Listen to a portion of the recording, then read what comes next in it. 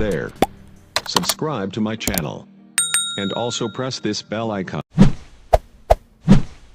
करेंगे P2 का, ये भी बहुत इंपॉर्टेंट है। P2 का मतलब कंपनी का प्रोडक्ट। ये तो कंपनी हो गया, एक कंपनी का प्रोडक्ट, क्योंकि हमारा कंपनी का जो प्रोडक्ट है ये कितना महत्वपूर्ण है या नहीं है? यस। ये इसलिए महत्वपूर्ण हो जाता है क्योंकि ये जड़ी बूटी है, और आजकल के डेट में कोई ऐसा है जो ज्यादातर जड़ी बूटी, ये क्या है? ऐसा कोई नहीं होगा, सबको मालूम है जड़ी बूटी, कहीं ना कहीं सुना है। क्योंकि अभी हम इतना ज्यादा आगे नहीं निकल गए, हो सकता है आज से 40-50 साल बाद या हमारे नाती पोता को ना पता हो, लेकिन हो जाएगा उनको इसलिए पता क्योंकि अभी आयुर्वेद पूरी दुनिया में बहुत तीव्र गति में आगे बढ़ रही है, बहुत स्पीड जा रहा है। लोग अभी आयुर्वेद की तरफ कन्वर्ट हो रहे हैं क्योंकि उनको पता चल गया। पहले को लोग आयुर्वेद ही तो था, अगर बड़ा सा फोड़ा निकल जाता था आपके यहाँ तो कहाँ जाते थे? हॉस्पिटल थोड़ी जाते थे, बड़ी दूर होता था हॉस्पिटल, नहीं जाते थे। नीम का पत्ता पानी में गरम करो, पहले धो, फिर नीम का पत्ता बांधो, कपड़ा लपेटो, खलास ठीक हो जाता था। होता था नहीं होता था, नेचुरल तरीके से होता था। इवन हमारे गांव में तो महिलाएं ही वैद होती थी, अरे इसको ये खिलाओ, इसको हवाएं छोड़ो, हवा आने दो, एक गर्म पट्टी रखो, एक दूध पिलाओ, उसमें हल्दी डालो, ये करो, जवाइन पी, तमाम है ना? yes. अभी भी है ऐसी महिलाएं, और इसी से सबका जीवन चलता था, है नहीं? लेकिन वो विदाउट रिसर्च, अनुभव के माध्यम से लाया हुआ आयुर्वेद था, है कि नहीं है? लेकिन जो हमारा आयुर्वेद है ये क्या है? रिसर्च किया हुआ। यस, पूरे के पूरे 10 साल तक गांव के किसान लोग मिलकर रिसर्च किए हैं। ये सुनो, कौन रिसर्च किया? साइंटिस्ट ने रिसर्च किया। कोई गंवार गांव के किसान या कोई अनपढ़ लोग नहीं किए हैं रिसर्च, साइंटिस्ट ने, जो होलिस्टिक मेडिसिन में PhD किए हुए बड़े बड़े साइंटिस्ट लोग मिलकर इसमें 10 वर्ष रिसर्च करने के बाद में पूरी दुनिया में जो भी जड़ी बूटी हैं उस सभी जड़ी बूटियों का राजा लाकर हमारे सामने the king of herb ganoderma के रूप में लाया। आज वो गैनोडर्मा हमारे शरीर में जो कोष है ना, कोष जिसे हम बोलते हैं सेल, उस सेल में जाके काम करता है। क्योंकि हमारा शरीर, आप कुछ मत जानो, मेरा दांत खराब हो गया क्या करूं, मेरा आंख खराब हो गया क्या करूं, मेरा किडनी, मेरा ये, मेरा वो, इस तरह से आपके पार्ट में जाके गैनोडर्मा काम नहीं करता है। गैनोडर्मा काम करता है आपके सेल में, ठीक है सर? आपके सेल में काम करता है। इसीलिए कहा गया है कि अगर आपके शरीर में आपका सेल अगर हेल्थी है तो आपका बॉडी हेल्थी है, और अगर ये सेल अनहेल्थी है तो आपका बॉडी अनहेल्थी है नहीं? आपका सेल अगर डेथ हो गया आपके शरीर का सेल, तो आपका बॉडी क्या हो जाएगा? डेथ हो जाएगा, ठीक है सर? तो अब ये गैनोडर्मा क्या करता है? जो गैनोडर्मा है ये क्या करता है? ये हमारे कोष यानी कि सेल में जाके काम करता है, और सेल क्या करता है? जीने और मरने का, बीमार होने का काम करता है, ठीक है? कोई सेल बीमार हो जाता है।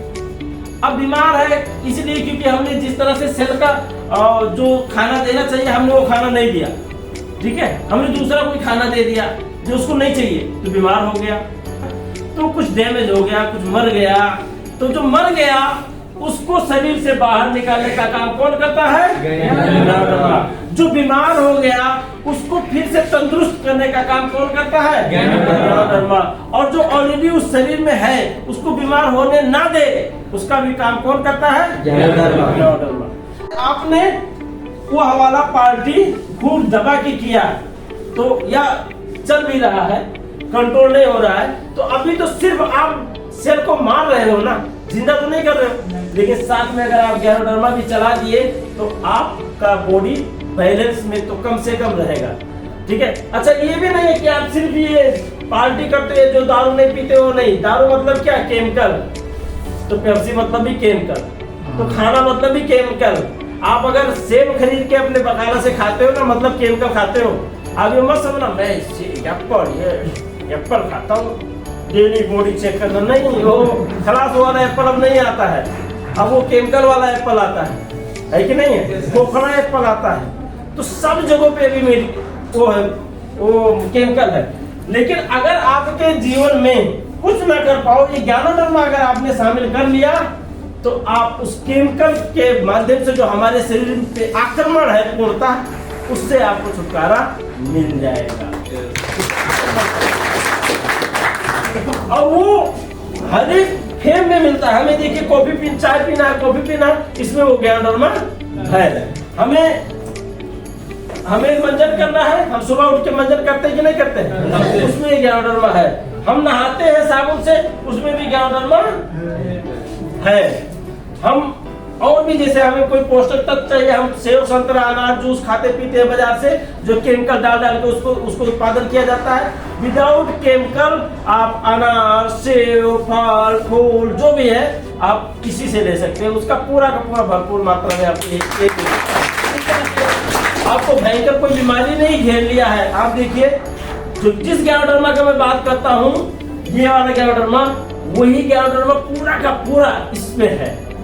आप ये समझ लो कि इसको कुछ लोगों ने तो कलयुग का संजीवनी बूटी भी कहा है। संजीवनी बूटी किसको?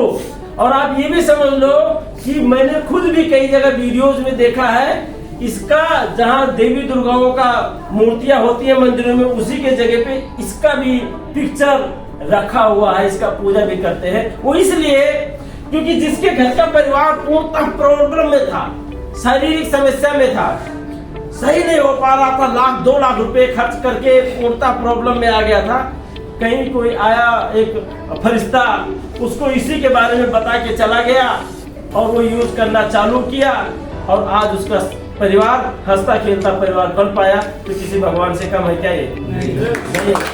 इसके लिए तो कम से कम चाहे कोई माने या ना माने, नो प्रॉब्लम, लेकिन उसके लिए तो ये किसी भगवान से कम नहीं है। चाहे पूरा दुनिया एक तरफ आके कहेगा अरे खराब है, बेकार है ये, वो अकेला होके कहेगा नहीं अच्छा है, और मरते जब तक वो कभी भी इसको बुरा नहीं बोल पाएगा। काम किया, ये चीज है। तो इस तरह से हमें